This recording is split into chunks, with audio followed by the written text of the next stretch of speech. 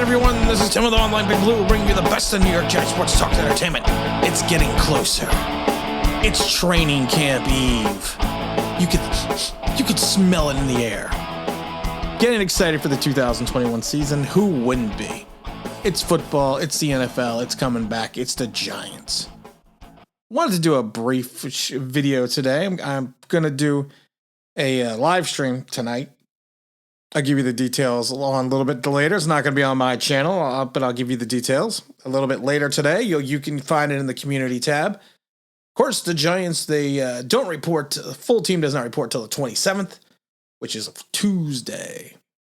Wanted to talk about three things that I think that we should watch out for the Giants, or we should just look at during this training camp.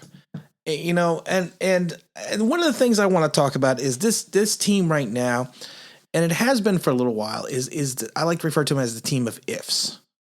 If certain things go a certain way, this team can be successful.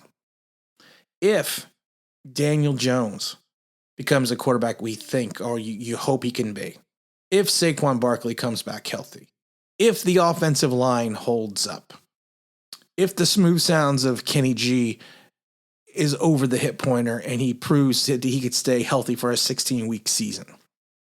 He's done it a couple times, or one time, I think. But, you know, it's if Sterling Shepard could stay off the concussion protocol. If Evan Ingram can catch the damn ball, because we all know he is king of the almost catch. That sound effect is coming up really soon. You know, and that's on the offensive end. The defensive end is if we can generate a pass rush from the defensive edge position.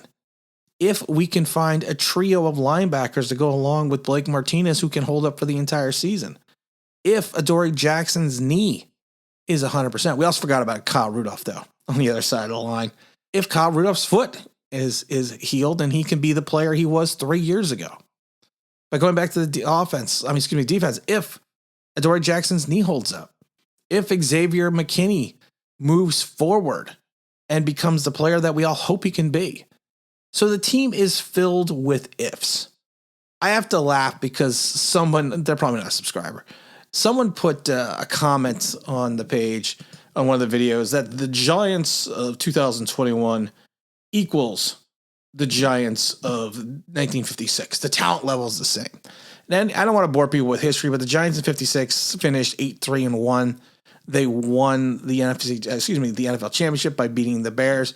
But this was a team that had multiple Hall of Famers on it. They had multiple Hall of Famers. You had Alex Webster. You had Frank Gifford. You know, I think Chuck and Charlie was on the team. You had, what's his name? You had old Kyle. You had, you just had a team full. You had Sam Huff, Andy Robustelli.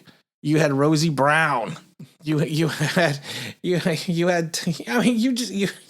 a team full of Hall of Famers and Pro Bowlers, and they try to compare the 2021 roster to the 56 roster.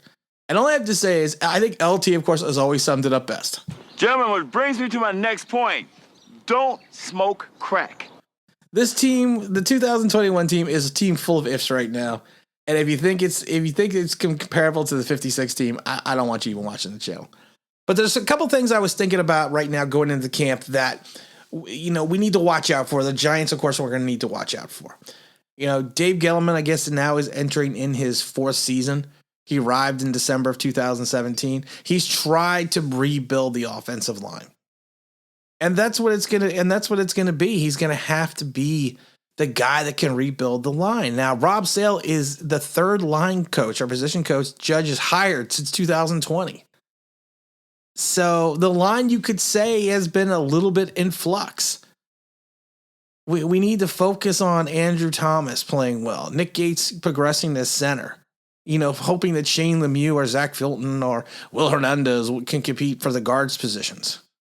You know, Pro Football Focus, the venerable Pro Football Focus, ranked the line as the worst in the NFL last week, 32nd overall. I don't think they're that bad. I don't think they're 32nd overall, but, you know, when your swing tackle is Nate Solder and you hope that Matt from Connecticut, his back can hold up, the line to me is something that we really need to watch out for. The other thing, of course, we need to watch out for is going to be Daniel Jones. You know, you have to have a feeling that you're going to finally have, and not even finally have, but I think you're hoping this is going to be the year that you get a true look into Daniel Jones as what he is as a player and what he can be. Is it going to be the tentative quarterback who turns over the ball and it doesn't get the team into the red zone?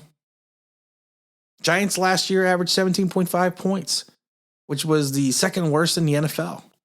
Behind, only the Jets were worked at 15.2.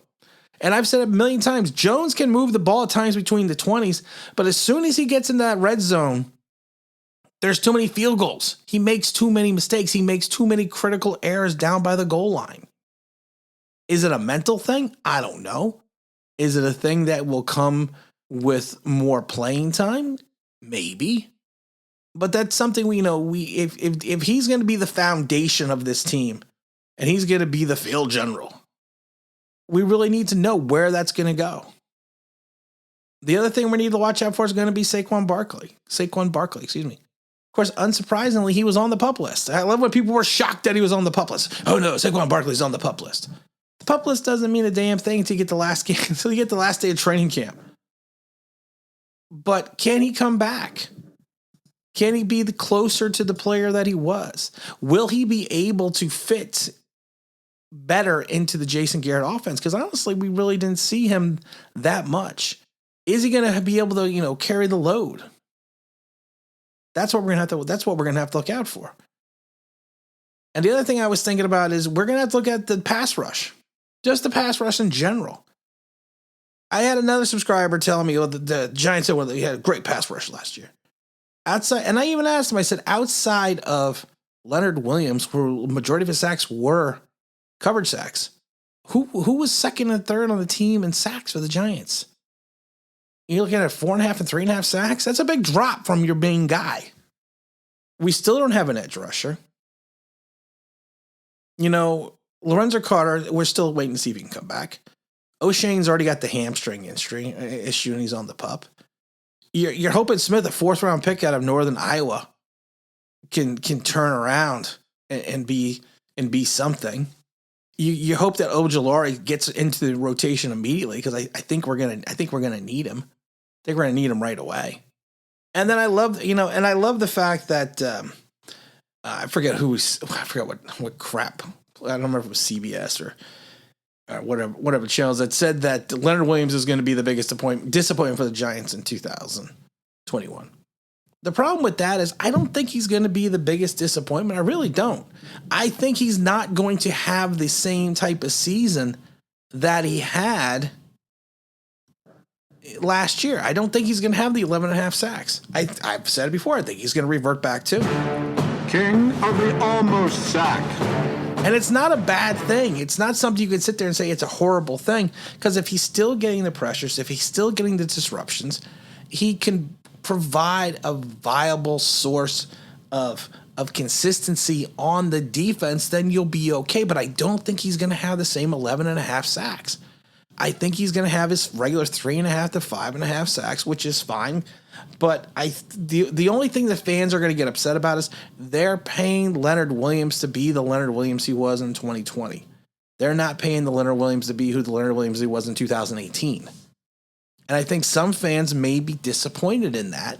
But if he can be a disruptive force and allow others to get to the quarterback, not sure who that's going to be yet, then it will be a successful season for Leonard, but not about $20 million a year.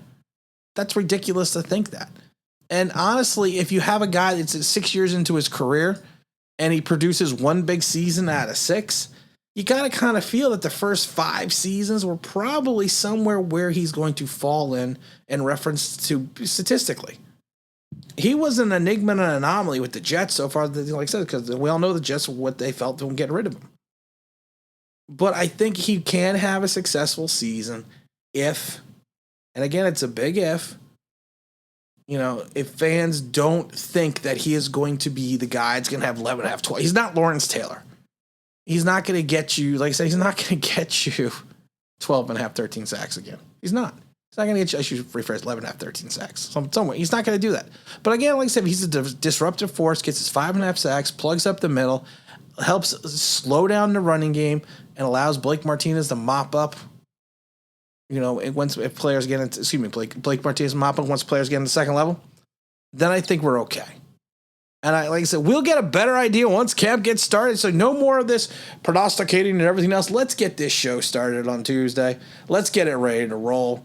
I think we're all ready to see these guys put on the pads and do what they can do and see what the 2021 Giants are all about.